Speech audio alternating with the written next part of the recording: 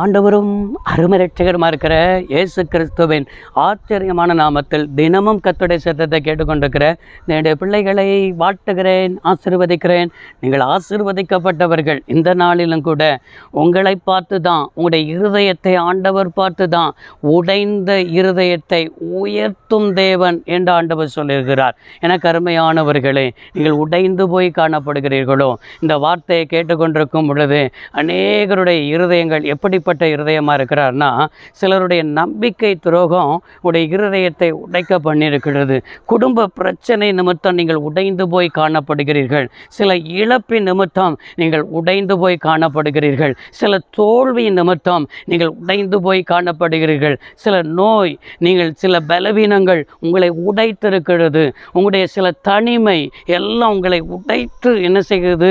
உடைய இருதயத்தை உடைத்து போய் காணப்படுகிறது தான் அறிந்து ஆண்டவர் 1 பேதுரு 5ஆம் அதிகாரம் 7வது வசனத்தில் அவர் உங்களை விசாரிக்கிறவரானபடியால் உங்கள் கவலைகள் எல்லாம் அவர் மேல் என்ன செய்து விடுங்கள், வைத்து விடுங்கள் என்று ஆண்டவர் அப்போஸ்தலனாக இருக்கிற பேதுருவை கொண்டு எழுதுகிறதை என்ன செய்ய முடிகிறது, பார்க்க முடிகிறது. நம்முடைய வாழ்க்கையிலும் கூட நான் ஆரம்பத்திலே சொன்னேன் பார்த்தீங்களா, நம்பிக்கை துரோகங்கள், குடும்ப பிரச்சனைகள், இழப்புகள், நோய்கள், அது மாத்திரமல்ல தனிமையின் அனுபவங்கள், இப்படிப்பட்ட அனுபவங்களெல்லாம் வரும் பொழுது, இப்படிப்பட்ட பாதையின் வழியாக நம்முடைய ஆண்டவன் நடத்தும் பொழுது நம்முடைய இருதயத்தை என்ன செய்கிறது, உடைக்க பண்ணுகிறது மாத்திரமல்ல, இந்த இருதயம் உடைக்கப்படும் பொழுது சில மனிதர்களிடத்தில் போய் நம்முடைய வாழ்க்கையில் இப்படிப்பட்டதான பாதையின் வழியாக நடக்கிறேனே, நான் எனக்கு என்ன செய்வதுன்னு புரியலையே என்று சொல்லி நம்முடைய நண்பரிடத்தில் பகிர்ந்து கொள்வோம், வேலை செய்கிற இடத்துல பகிர்ந்து கொள்வோம். யார்கிட்ட எதை பகிர்ந்து கொள்ளணும்னே நமக்கு தெரியாது. எல்லார்ட்டையும் இருதயத்தை திறந்து நம்ம பகிர்ந்து கொள்வோம். அவர்கள் நம்மகிட்ட நல்லா கேட்பார்கள்.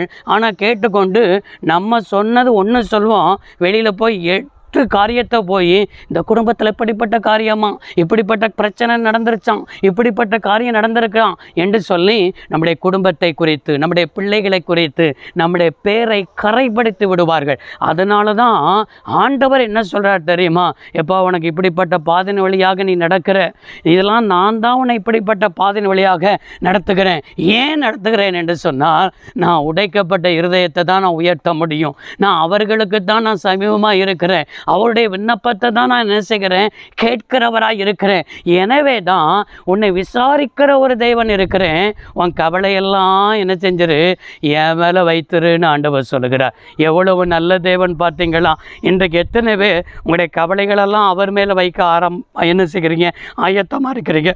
என்ன பிரச்சனையாக இருக்கலாம், எந்த போராட்டமாக இருக்கலாம், அவற்றை எந்த நேரமும் சொல்லலாம். எந்த நேரமும் அவற்றை நம்ம சொல்லும் பொழுது நம்முடைய பிரச்சனைக்கு மருந்தாக இருக்கிறார். நம்முடைய வாழ்க்கையில் வருகிறதான எல்லாவற்றுக்கும் உடைந்த இருதயத்தில் வருகிறதான ஜபத்தை அவர் புறம்பே தள்ளாத ஆண்டவர், அவருடைய ஜபத்திற்கு பதில் தருகிற ஆண்டவர், அவர்களுக்கு அற்புதங்களை செய்கிற ஆண்டவர். இன்றைக்கு உனக்கும் அற்புதங்களை செய்வதற்கு தான் இந்த வார்த்தையை கொண்டு பேசி கொண்டிருக்கிறான். நீ உடைந்து போயிருக்கிறாய், உன் இருதயம் உடைந்து போயிருக்கிறது. உன் உடைந்து போன இருதயத்தோடு கூட என்னிடத்தில் வா, என்னிடத்தில் எல்லாவற்றையும் தெரியப்படுத்து. நான் உன்னை விசாரிக்கிறவர், நான் உன் கவலையை மாற்றுகிறவர், நான் தான் உன் தேவன் என்பதை ஆண்டவர் பேசியிருக்கிற. ஒப்பு கொடுப்போமா? சர்வ வல்லமையுள்ள தெய்வமே, அருமை தகப்பனே, இன்றைக்கு உடைய பிள்ளைகள் உடைந்து போன இருதயத்தோடு கூட இருக்கிறார்கள். உம்மிடத்தில் ஓடி வந்திருக்கிறார்கள். உடைந்த இருதயத்தை உயர்த்துகிற தேவனாக இருக்கிறேன். அற்புதங்களை செய்யுங்க, ஆசீர்வதிங்க, காத்துக்கொள்ளுங்க. இயேசு கிறிஸ்துவின் நாமத்தில் வேண்டி கேட்கிறோம் நல்ல பிதாவே, ஆமேன். கர்த்தர் ஆசீர்வதிப்பாராக. God bless you.